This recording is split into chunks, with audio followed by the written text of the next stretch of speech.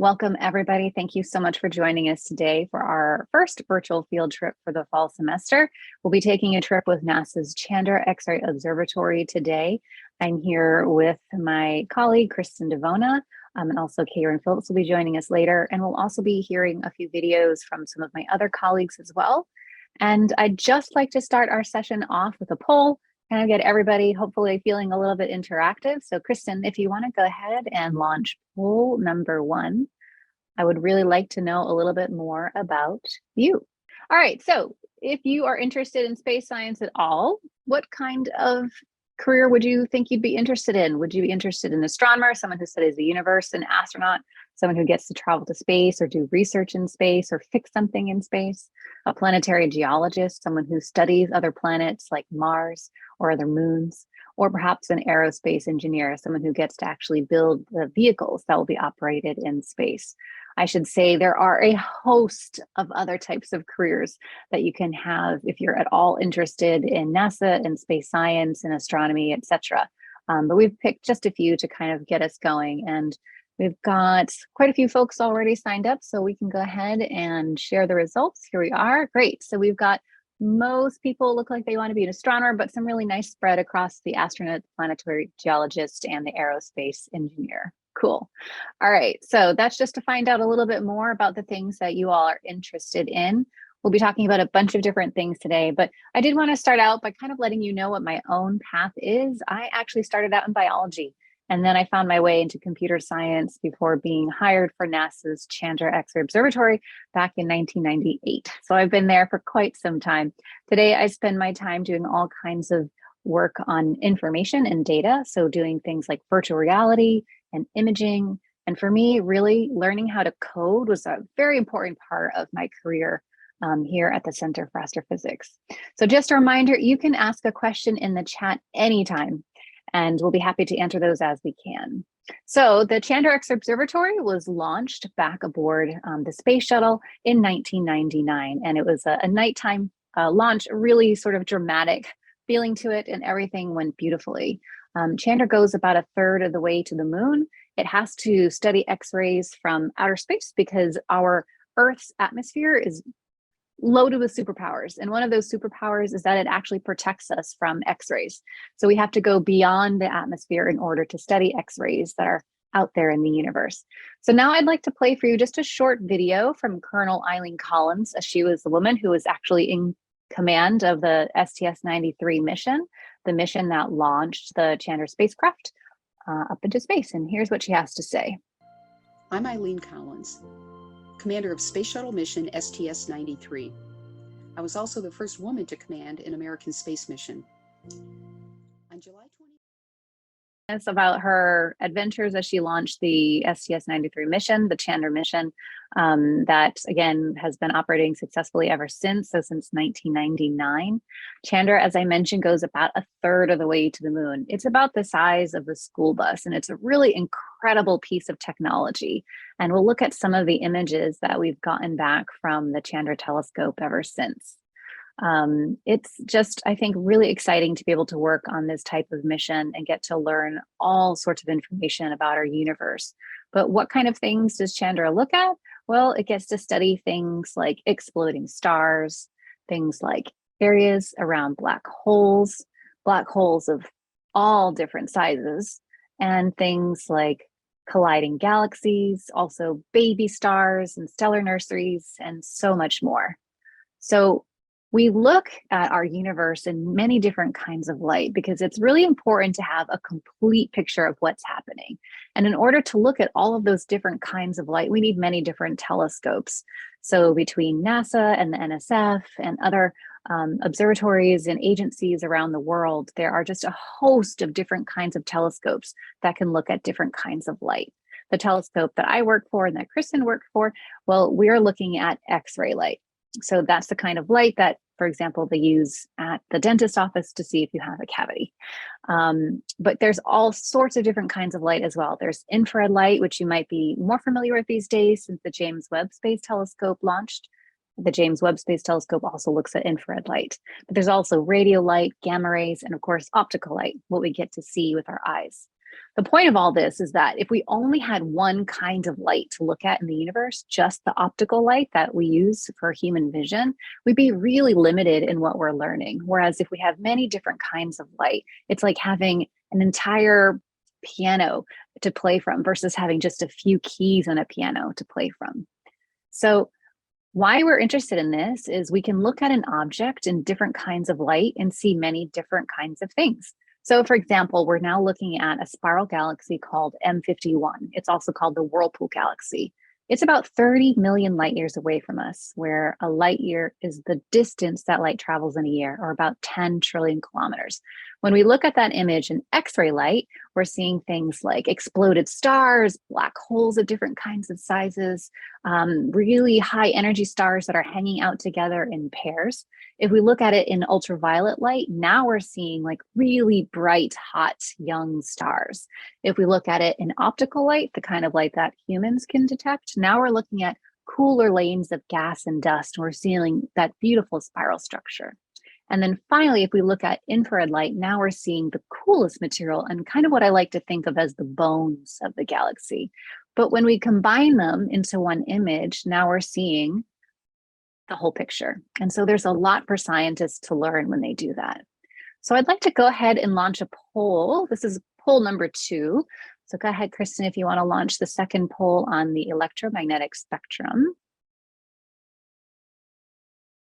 And here we are. So I'd love to hear from you. What kind of light have you used in your life?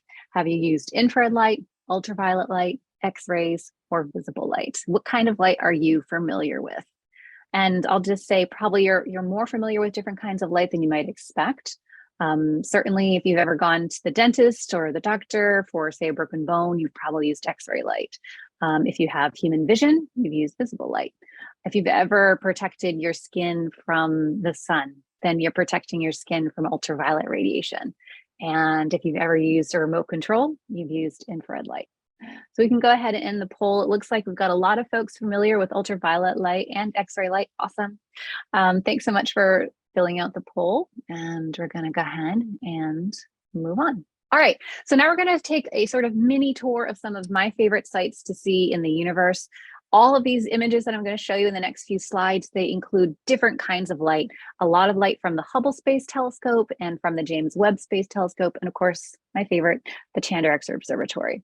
So we're looking now at a host of essentially baby stars. There's a stellar nursery in these tall columns of gas and dust where stars are being born. Also, this is a pretty famous image by now from the James Webb Space Telescope that was released back in July that we've added Chandra X-ray data to it as well. This is another beautiful area of star formation where stars are forming and evolving and changing over time. Stars can sometimes hang out together. So that's what we're seeing in this image now, in the image called our aquarii. We're seeing 2 stars kind of dance together. Stars also don't live forever. So now we're looking at a star that has exploded called W49b. But we can also look at things like areas around black holes, active galaxies that have massive jets coming out of them, groups of galaxies that are interacting together, and even groups and clusters of galaxies that look like they're smiling back at us, thanks to gravitational lensing. So I would love to take a break for some Q&A at this point. We're just going to take a small Q&A break to get a few questions in, especially for those students who can't stay for the whole time. So if you have to leave early and you have a question, please go ahead and put that in the chat. Kristin, do we have any questions so far that you'd like me to take a gander at? We did have a question about whether or not we're discovering more planets. Oh, it's a great question. Okay, who asked this question? This was Camille Klein. Oh, wonderful. Thanks, Camille. That is a fantastic question. Yeah, so I'm assuming you're thinking about planets outside our solar system, which are called exoplanets. And yes, scientists are finding new exoplanets pretty often. I think over 5,000 have been officially determined by now, and that count continues to rise. it's really exciting to have telescopes like the Kepler Space Telescope and TESS, and now the James Webb Space Telescope, and of course, a host of others from Chandra to Hubble and others, looking beyond our solar system, looking out to see all of these different kinds of planets. And what's really cool to me is that the information that scientists are finding out about these planets is that they sound so exotic, so, I don't know, like things only writers could dream up, right? Planets where it rains glass sideways, planets where it rains rubies or diamonds, hot volcanic lava worlds, frozen worlds, water worlds, areas where it's like a dead planets orbiting like a vampire kind of like star. It's just the findings have been just incredible. So yeah, I love that question. Kristin, do we have any others to answer? Yeah, we've got a lot of really good ones. Oh, okay, well, maybe one more, maybe two. No, sure. Well, this is kind of a double. What happens when a star explodes, and does an exploding star smell like anything? Oh, so that's a great question. Who's that one from? That is from Chelsea Elledge. Very cool, Chelsea. So exploding stars are one of my favorite things to talk about. I'll try to contain myself into a short answer, but yes. So the short answer is that stars do not live forever, but only the most massive stars explode. So sort of medium average size stars like our sun are not going to explode, but stars more massive than our sun, say 10 times more massive than our sun, they live their lives a little bit shorter, a little bit more furious, and they explode their guts out into the universe once all of that energy has been sort of exhausted, and they collapse in on themselves. And so supernova remnants, I think, are really exciting things to study, because it's kind of like, you know, like a CSI crime scene. You can learn a lot about a star by understanding it in its death. And I say death because, you know, the explosion sounds like a sort of death-like state. But what's also cool about exploded stars is that when they sort of spew their guts out into the universe, they're not dying per se, but just changing into another state. And as that material is just kind of like a sprinkling out there into the universe, eventually it's swept up into new generations of stars, of planets, of people, right? So this idea that we all have tiny little bits of exploded stars inside our bodies, and the iron in our blood and the calcium in our bones, it's just very, very cool. I haven't really thought too much about what the universe smells like, but I would imagine in some situations, depending on where the star explodes, you could perhaps have like a sulfur-like smell. Perhaps you can detect some of the iron if you have a really good nose, and you could somehow smell it outside of a spacesuit, which you can't. But I think the idea of what space smells like is very intriguing. And I'm not really sure I would like to smell that at all. Like if there was space perfume, I don't think I'd buy it. So great question. All right, Chandra has been around for over 23 years at this point. It's doing an incredible job. It's traveled over 3 billion kilometers. It's taken 3,000 orbits around our planet. It's collected 25 trillion bytes of data, and it's taken more than 4 million lines of code to operate Chandra, to collect all that sciencey goodness, and to analyze that information. So I'd say it's been really hard at work. Now we're going to try to play our second video. Hopefully this one works, from Sabina Hurley, who just recently retired as our flight operations team manager. And here's what she had to say about kind of how cool Chandra is. They knew the science that they wanted to do. The technology to do it didn't actually exist. Countless engineers had to solve a whole host of problems to get Chandra on orbit. The mirrors on Chandra, those mirrors had to be smooth to the level of a couple of atoms. You're skipping photons, so they need to be atomically smooth. And they have to be really delicately aligned, because you need all 8 mirrors to be working together, right? And they are now focusing on an instrument, and the instrument chips are only 4 inches square. And you have to hit that 4-inch square every single time. And that's not actually good enough. That would just give you a blob. So to get the imaging you want, the resolution you want, you have to hit exactly the same spot on that 4-inch square every time. And the spot you have to hit is less than the diameter of a human hair, 10 meters away. Then you have to do this on Earth, but it's going to operate in 0G. So you need to figure out how can I align these so that they'll be aligned on Earth for testing. But then when it's up in space, it has to stay aligned. You can't go up and fix it. So how do I build all the structure around it so that they stay aligned so precisely through all of that? So once you've done that, you have to make sure that you're controlling the temperature of those mirrors to within fractions of a degree. But you're in space. It's a harsh environment.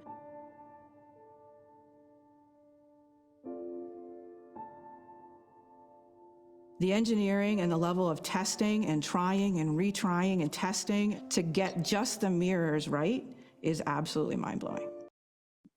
All right. I just love the way she puts that. So Chandra is a really exquisite piece of equipment, still cutting edge to this day, over 20 years since it's been launched. If you're interested in learning all the different parts of the spacecraft and what each part does, I would definitely recommend you taking the Chandra VR tour. The URL is at the bottom of this page, and Kristin can pop it in the chat. But you can take a step-by-step through all the pieces of the spacecraft and learn a little bit more about it. But now what I'd like to do is take us all on a brief tour of the Chandra Control Center. So this is our control center up here in New England. This is located in Massachusetts, just a little bit outside of Cambridge. There's a nice little welcome area. And right down this hallway is where we're going to head to. There is an exhibit along the hall that talks about some of the history of how Chandra was built. It took over 20 years to build Chandra. There was a lot of technology that had to be figured out that hadn't been done before. Lots of exquisite details to kind of really figure out all the sciencey goodness on how to do. But we are going to step into the control room right now and learn a little bit about more how Chandra operates. You've got a few different desks up front. And again, this virtual tour is also available. So if you want to go back in and learn a little bit more, we'll pop the URL in the chat so that you can come back at your leisure. You can read about the exhibit on the wall. You can visit some of the other rooms. But what we're looking at here first is the command controller's console. This is the person who essentially gets to make sure all the commands that are telling Chandra what to do, they're correct and they're all ready to go and they're loaded up. From this other desk up front, we have another lead spacecraft engineer's console. So this person is making sure that all the coordinates and anything non-routine is all sort of hunky-dory. Then up here, we've got another bank of computers for the engineers that sit here. The second row is for the spacecraft subsystem engineers, so all the various pieces of Chandra. And this first row is all of the science instrument teams. So the teams that are making sure the actual hardware on Chandra that controls science operations is working beautifully as well. And I think what's really cool to look at again is this front row of monitors. This front row of monitors is sort of like the health and safety of the spacecraft. It's kind of like, this is how we take Chandra to the doctors, right? Chandra goes a third of the way to the moon. So we can't visit it to fix it. We can't make sure things are going well otherwise than through coding. We have to essentially tell Chandra what to do and take care of Chandra just through uploading lines of code. So you can see in this front bank, there's a lot of green boxes. Those are all saying that, yes, these systems on Chandra are working well. Its temperature is correct. Its orbit is looking good. Everything looks healthy and happy. On the left side, you can see where Chandra would be in its orbit at any point.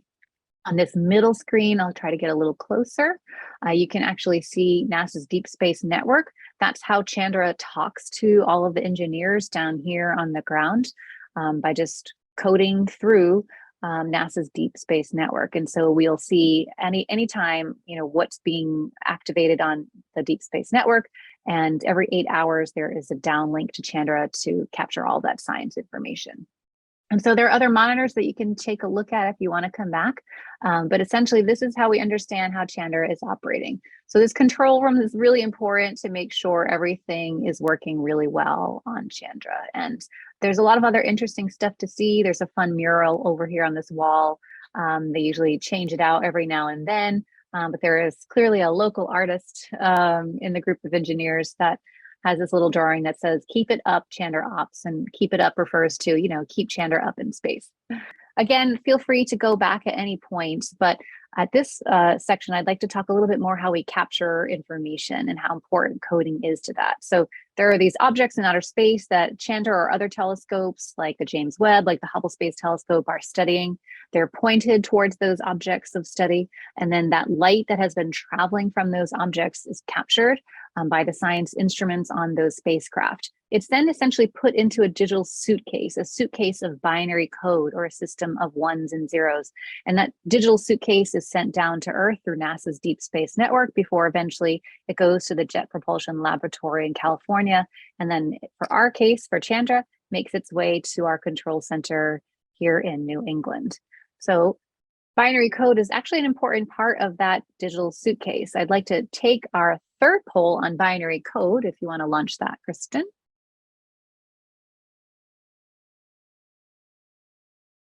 All right, so have you ever tried coding? You can answer yes, you can answer no. We'd love to know what your interest level in coding is. And if you have ever tried coding, go ahead and let us know in the chat what it is that you've been coding with. And if you've ever used binary code or heard about binary code, we'd love to know that too. So it looks like quite a few people have tried coding before. Very cool. All right, so thank you so much for answering that poll. And let's see, let's learn a little bit more about what binary code is. So with binary code, it's just a system of communication. Telescopes in space like Chandra, like Hubble, like Webb, and many other kinds of devices, from laptops to cell phones to other things like smart devices in your kitchen. They all use binary code. So binary code is just a system of ones and zeros, which is kind of like having an on and an off. The reason that's effective is because electronic devices have electricity, and that exists in a state of either on or off. So binary code is just a really useful tool of packaging information to be able to talk to electronic devices. Once we have that binary code suitcase here at our control center, we unpack it, digitally speaking, and we create a table of information of every bit, every photon, every packet of energy that we captured while we looked at that object. And we've got the time, the energy, the location of each of those little photons, those little packets of energy. And then from there, we use more coding and more software to create the image, to give you that visual representation. And over time, we use more software to add color, to be able to tell you what the story of what's happening in that image. And then over a long period of time, we can stack more and more data together to get a really deep look. What we've got here on my screen now is a very deep look at the exploded star, again, one of my favorite objects, called Cassiopeia A. This object is about 10,000 light years away from us, so 10,000 times 10 trillion kilometers. It sounds really far, but it's actually in our Milky Way galaxy. But it's this beautiful, expanding stellar debris field from a star that exploded. And when we have really good data, we can use more software and more coding to create a 3D model. And feel free to explore this 3D model on your own. There's a URL at the bottom for being able to turn all the layers on and off and kind of explore that in virtual reality. And then you can take that same type of model and you can use more coding and more software and create a 3D print. So you can hold in your hand. You can create virtual reality or augmented reality of that same object, that same exploded star, using more software and more coding. I think you can see just how very useful coding is in astronomy. And you can even take it and translate it into sound. And this is useful. We're using, again, more software and more coding to do this. But this is what it sounds like when we translate that light, those pixels that we've created, and then turned it into sound.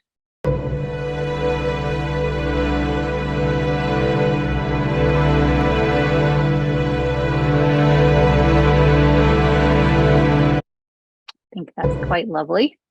So now I'd just like to hear from our colleague, Dr. Daniel Castro, on why this stuff is kind of cool. We didn't know that stars could emit X-rays, for example, on the way they do it. We didn't understand how stars blew up. We didn't understand black holes in nowhere close to as much detail as we do now.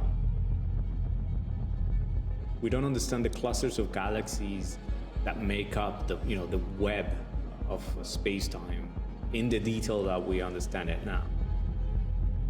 Chandra represents a huge step forward in astronomy in general. Awesome. And I'd love to look at the different kinds of computer languages that we use to operate Chandra. So Chandra, as I think I mentioned, was built from about 20 years prior before it launched. And so that means we're going back almost to the 70s. And all the languages that have been used to be able to build Chandra, but also then operate Chandra and then study the data from Chandra include some old goodies like Fortran and C, and also some more useful things today like Python, C Sharp, and things like Unity scripting and G code and a host of other languages. So I guess it takes a lot of computer languages to be able to run a spacecraft, especially when you're running a spacecraft over a long time. So let's go ahead and take our next poll on coding. Kristin, if you want to launch the next one. All right, so let's take a little flashback. What is binary code used for? I think we talked a little bit about it earlier. You can select multiple things in this one, I believe. So go ahead and choose all of the options that you think are correct. I see so far most everybody is selecting talk to computers, but I do see someone saying talk to a toaster, which is correct if your toaster is a smart toaster. You can use binary code to talk to smart fridges, smart toasters. I don't know why you'd want a smart toaster, but there it is. So thanks so much for putting that answer in. And it looks like most people are happy to say talking to computers. I will say maybe someday we'll be able to talk to dogs with binary code, but at this time, I'm pretty sure we're not, unfortunately, able to talk to dogs. Awesome. All right. So thank you, Brenda. It was nice to have your class here. So yes, what kinds of careers are there? We mentioned a few at the very beginning of our conversation, but there are many different kinds of careers in astronomy, in space science, and engineering that's like specific to aerospace, of course. Dr. Wanda Diaz is a colleague of ours that she is an astronomer and a computer scientist. She's been blind since the time she was in her teens, I believe. And she has actually used sonification. So that piece I played earlier of the sound being translated from the data, she does that kind of work to be able to study things like stars. Dr. Robert Herr is an astronomer and colleague at Caltech out in California. And most of his work is built on how we visualize things from like the Spitzer Space Telescope and other NASA telescopes as well. Jessica Mink at the Harvard Smithsonian Center for Astrophysics, she is a software developer as well as a data archivist. And she was actually part of the team that discovered the rings around the planet Uranus, which I think is pretty cool. And then finally, we have Cristina Hernandez on the right. She's an aerospace engineer at NASA's Jet Propulsion Laboratory, and she has worked on a couple different rovers now. As a systems engineer. And all of these different careers all include coding. And I would say many, many more careers in space science include coding as well. There's a lot of diverse teams that use coding. So looks like we are ready for our next poll. Kristin, I believe this is on the use of astronomy in our daily lives. If you want to go ahead and pop that poll up. Here we are. So, does space research affect people in their everyday lives? What do you think? True or false? Go ahead and put your answers in the poll. Looks like most of you are answering true pretty quickly. All right, cool. Anyone else that wants to go ahead and answer, go ahead and put your responses in the next few seconds. And looks like we have no dissenters. Oh, there's one. All right, awesome. Let's see, we've got, I think, a good amount of people in. So, right, great. Everyone can see the results again. Thanks for answering our poll. I guess I just wanted to finalize my part of the talk by reflecting back on how very interesting it is to find out how many technologies that are used to create spacecraft that are then bounced back to us here on Earth. When I go in for my yearly mammogram, that mammogram technology has been improved thanks to X-ray technology that was used to build the Chandra Observatory. Environmental monitoring of things like shark populations and other kinds of populations has been improved thanks to technology that was used to build X-ray telescopes. Airport security and also scanning of airplanes for weaknesses and other issues has been improved thanks to X-ray space technology. Different kinds of manufacturing and quality assurance have been improved thanks to X-ray telescopes like Chandra and the ones that came before it. And that's just a few things. Never mind all of the really cool impacts from other telescopes, from the Hubble Space Telescope and the Spitzer Space Telescope to eventually what I'm sure we'll see from the James Webb Space Telescope as well. I think it's really interesting to understand that when you're trying to ask really hard questions, when you're trying to do really difficult things, looking back farthest in time as you can, understanding these really extreme objects in the universe, those things are really hard to do, and you have to invent a lot of really cool technology in order to do it. And when you take the time to think of those questions and try to find those answers, then often other people come along with really creative ideas on how to use that technology in a way to benefit humans or animals or our environment or whatever. So there are some really cool things to find out about that. And I think at this point, we are going to switch over to Kristin. Okay, so I just want to take a little bit of time to talk to you about some of the great activities that we have. And educators, if you participate in an hour of code, you'll see that many of these fit nicely into that. What you see here is the virtual field trip teacher guide, which you should have received. But if not, you can also download it at the website that I will put that link in a little bit.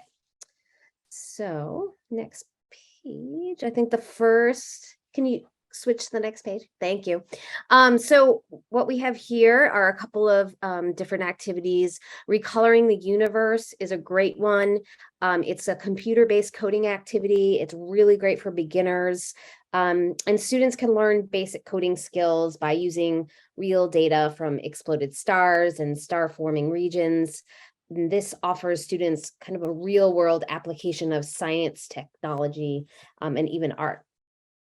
And then what else you'll see on this page is that 3D printing with Tinkercad. And if you're not familiar with Tinkercad, it's a 3D modeling program that's online and it's free. You can see on that second image what the interface looks like. And with our files, you can start really simple and create basic shapes, like an Earth Moon system, but then work your way up to using actual NASA data to create exploded stars. And then the third activity, app that we wanted to highlight is called Reach Across the Stars. And this is a free augmented reality app where you can explore the universe and unlock the often overlooked stories of women in space science. So you'll be able to interact using these longer journeys that you'll find in the app. You can ask questions, listen to interviews, and explore 360 virtual reality content. And I just wanted to highlight Cristina Hernandez, who was already mentioned, an instrument engineer at NASA's Jet Propulsion Lab. And she is part of this app.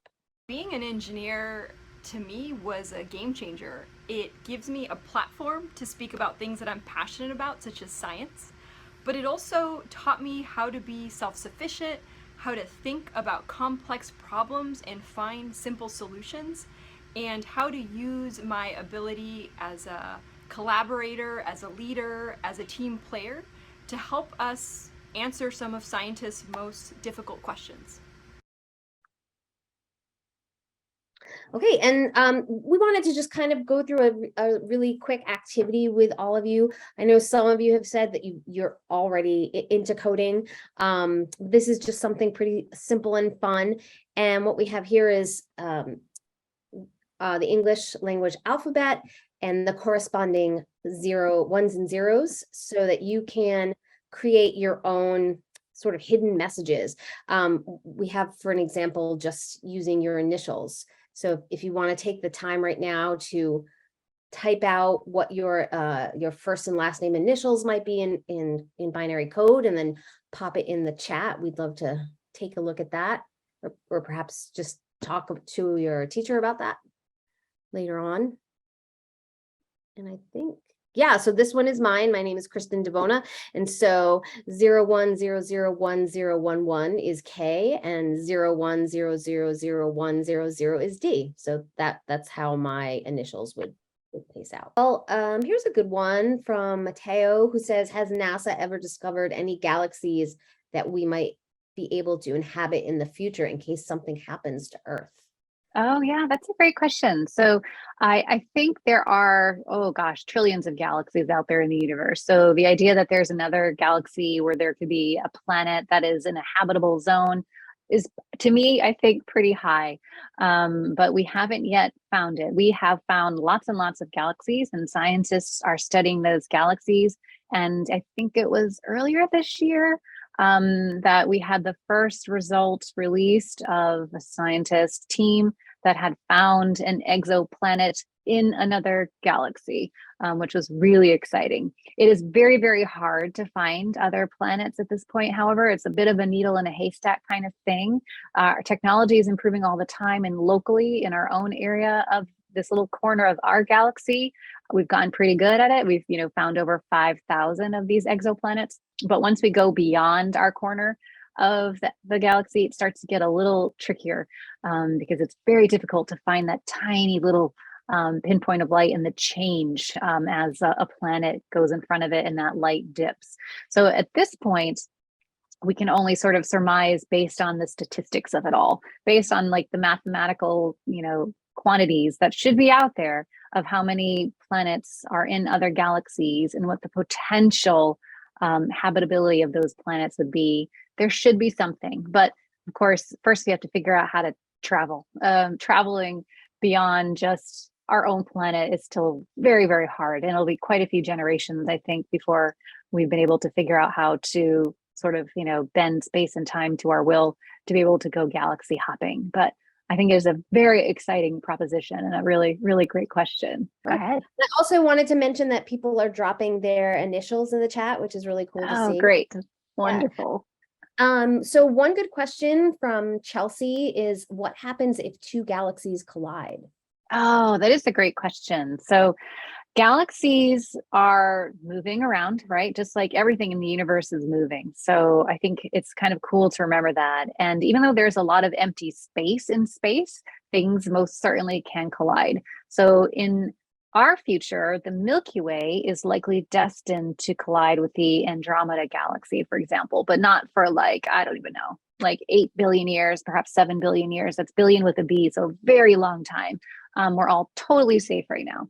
But when that happens, those galaxies will obviously collide and start to merge. Their gravitational tugs on each other, right, will really become stronger and stronger the closer that they get. And as that happens, what scientists think will occur would be that the supermassive black holes at the core of those galaxies will also merge to create one even bigger black hole, which I think is also pretty cool. So what might that kind of event impact here on Earth? Again, this is so many years out in the future that who knows, we probably won't be here. But all that's to say, maybe our night sky would change a bit, for sure. But otherwise, I don't know that we would see all that much of a difference. So it's definitely something really cool to think about. Any other good questions? Well, Natalia wants to know if the moon can explode.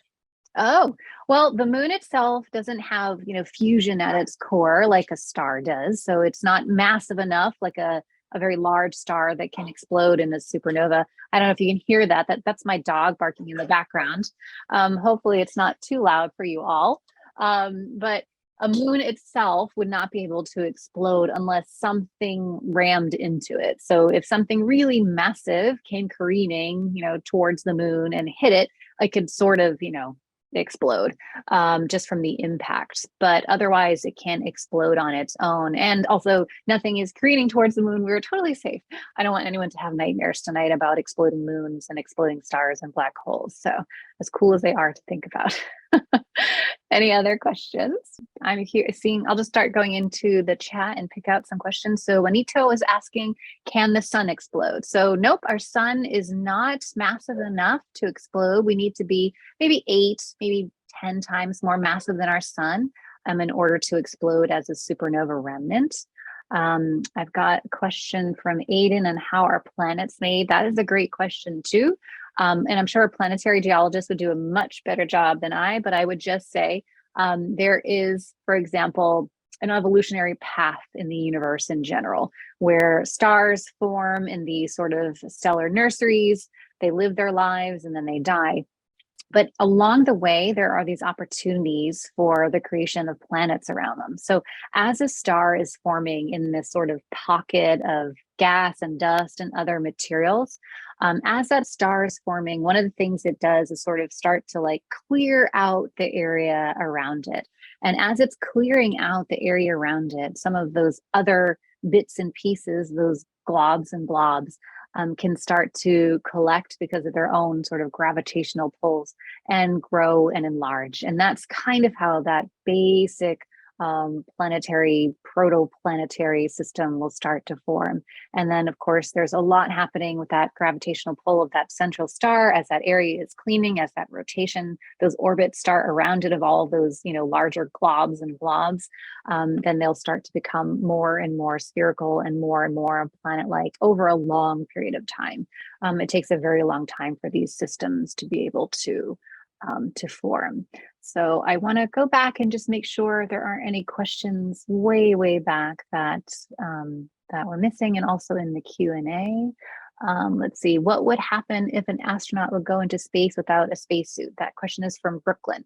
Nothing good. They would not be able to breathe, and the temperature is completely unsuitable for human systems, and the pressure is not great, so they would not live at all. So don't go into space without a spacesuit. Another question: has anyone ever been lost in space? Whew, some very dark questions. I don't know if it's because Halloween is approaching or what. That question is from Tiffany. Not that we know of. I've never heard of anyone being lost in space, so I'm pretty sure we can confidently say no to that question. At this point, there's so few people that have been into outer space. It's really a small pool overall. And as far as I know, no one has ever been unaccounted for. Thankfully, because I don't think that would be cool at all to get lost in outer space and just be drifting away by yourself. That's really sad. Let's see, Mateo, I think we've already answered that question. Let's see, who started NASA? Oh, that's an interesting question. Well, NASA was started before NASA. There was an organization, I think it was like NAC or something like that, NAC something. That was a precursor. But the US government really wanted to have a dedicated aerospace and astronomy organization as things are really taking off, particularly during the Cold War, of course. And so NASA was, came about, 50 years ago now, or was it 60 years ago? So it's been quite some time. More questions. Can the Earth explode? Oh, wow. You all are really worried about explosions today. That question is from Dolce Franco. And so no, the Earth itself does not, it's not star-like. It doesn't have that fusion happening in its core. It's not massive enough to explode on its own. Though, disclaimer, yes, if something came from outer space and whacked Earth, I suppose it could be like kind of explosion-like, but that is not happening. We are all totally safe. No nightmares, hopefully. Earth should not explode anytime soon. There's a question from Dylan. How are black holes made? This is a great question too, because, scientists are really finding black holes fascinating. And so far, what we do know is that I talked a little bit about that stellar evolution path, right? Well, it's sort of a chart based on like how massive a star is. And the more massive the star, the more sort of tempestuous its life and its ending. And so stars like our sun, as I mentioned, our sun's kind of average and middle-aged, boring. I say that happily so, perfect for us. Not going to explode, not all that exciting, great. Stars more massive than our sun, at least 8 to 10 times more massive than our sun. Those are the ones that can go supernova. But there are stars that are really massive that can go supernova, that when that supernova explosion occurs, a black hole can form as that explosion is happening. And that is what we understand the majority of stellar mass black holes to be able to be formed.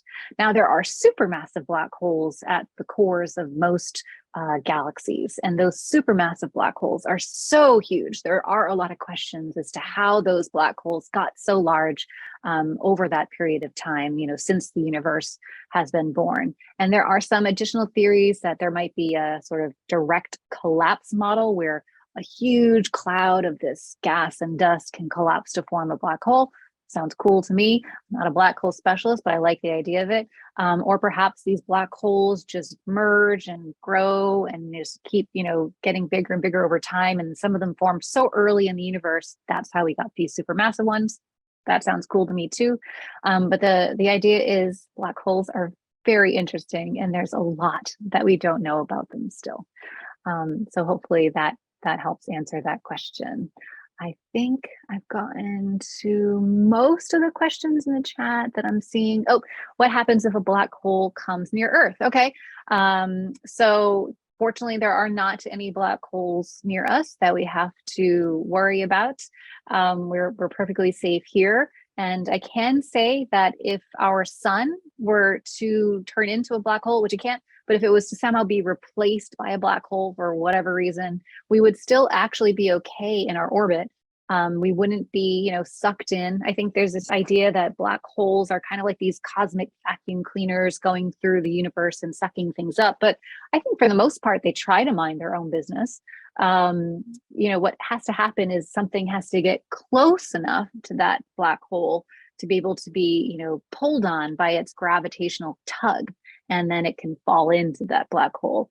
And at the distance from our Earth to the sun, we would be safe. Of course, if our sun were somehow replaced by a black hole, that also would not be cool, because then we would no longer have our source of light, and that would be bad.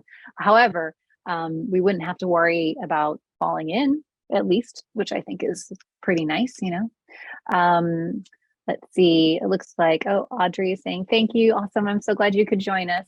And another question, this one from Sandrine, can we make Mars into a habitable planet?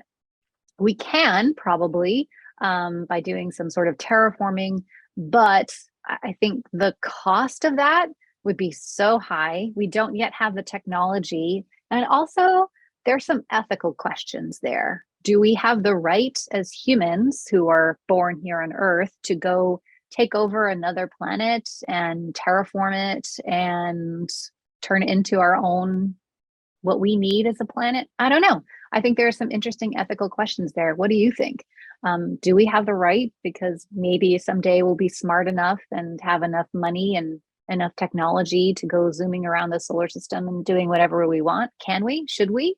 I think it's a really great question. So yeah, thanks for asking that. So you answered most of the questions. Great. There's one left kind of hanging out there asking about how high is the moon in the Q&A, but the others have all been answered. Oh, cool. Let me see. The moon, I think, is about 250,000 miles away from Earth, give or take. So it's pretty far. So Chandra going a third of the way to the moon is like way, way further than we can really deal with as like sending a scientist. I mean, sending an astronaut to say, go fix Chandra, for example. That's the kind of thing that's not really doable at this time. So yeah, the moon is further away than you would think. 250,000 miles ish is pretty far for humans these days. So yeah, these are all fantastic questions. Thank you everybody for joining us today. I hope you've all enjoyed getting to take some polls, learn a few things, and chat with us. It was really nice chatting with you all. Thanks.